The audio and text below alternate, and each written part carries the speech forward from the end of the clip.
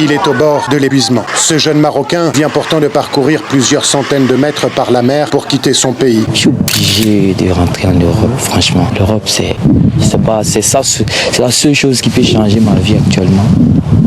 L'Africain a compris que la traversée par la Méditerranée est trop risquée. L'Africain a eu l'intelligence de passer par le Maroc. Tout ça, on parle de quitter l'Afrique, le beau continent que beaucoup convoitent aujourd'hui, où beaucoup veulent même se battre pour avoir accès à l'Afrique. Les Africains n'aiment pas l'Afrique. C'est une dure vérité. Et le rêve. C'est pas facile.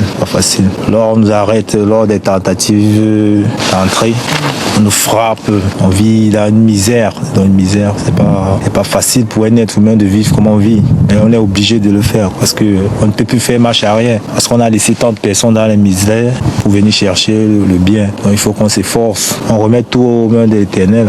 Si aujourd'hui Poutine veut investir en Afrique, si aujourd'hui la France a peur de perdre l'Afrique, c'est parce qu'ils ont conscience de ce que possède l'Afrique réellement. L'Afrique a beaucoup de réalités que beaucoup de gens ne comprennent pas. Quand tu es né en Afrique, tu as déjà deux handicaps, des vies. Pour combler tout ça, la jeunesse actuelle pense que le mieux c'est de quitter l'Afrique. Cette vidéo va toucher à la sensibilité de certains spectateurs. Si vous n'êtes pas prêt à voir les choses qui vont suivre dans cette vidéo, je vous prierai de ne pas regarder, de laisser un gros pouce bleu et puis partir. Beaucoup d'Africains pensent que l'étranger, l'extérieur, c'est ça le paradis. Alors que le paradis sur terre n'existe pas. Il n'y a pas de paradis. Le paradis, c'est peut-être quand tu meurs, c'est là que tes problèmes vont disparaître. Quitter la RDC aujourd'hui, aller en France, ne va pas faire disparaître mes problèmes personnellement. C'est pas une très bonne façon de faire quand tu penses que pour résoudre un problème, c'est mieux de le fuir. Non. Vous avez vu l'intervenant qui vient de parler sur ses ambitions concernant l'Europe. Vous allez comprendre à quel point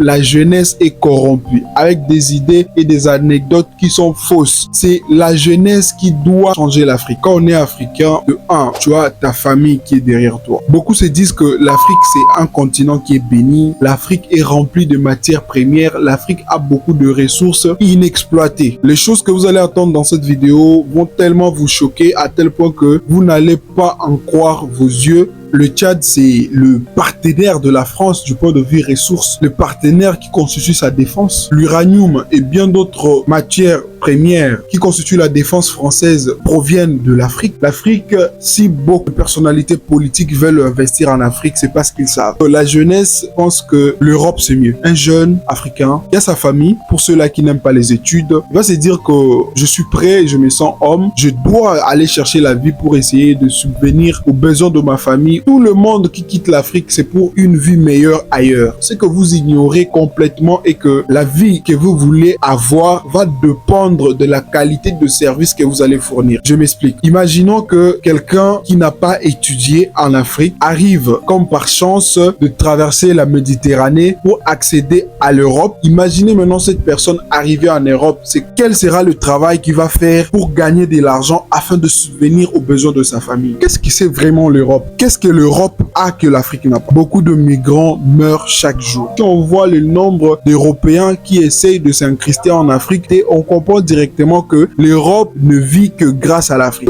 Pour accéder à l'Europe, c'est soit la Méditerranée, soit le barrière de Melilla. Une frontière protégée par une triple barrière de 7 mètres de hauteur, largement financée par l'Union européenne et qui s'étend sur une dizaine de kilomètres. L'ajout de barbelés truffés de lames de rasoir au sommet du grillage doit rendre ce mur rempli de capteurs, de radars et de caméras toujours plus infranchissable.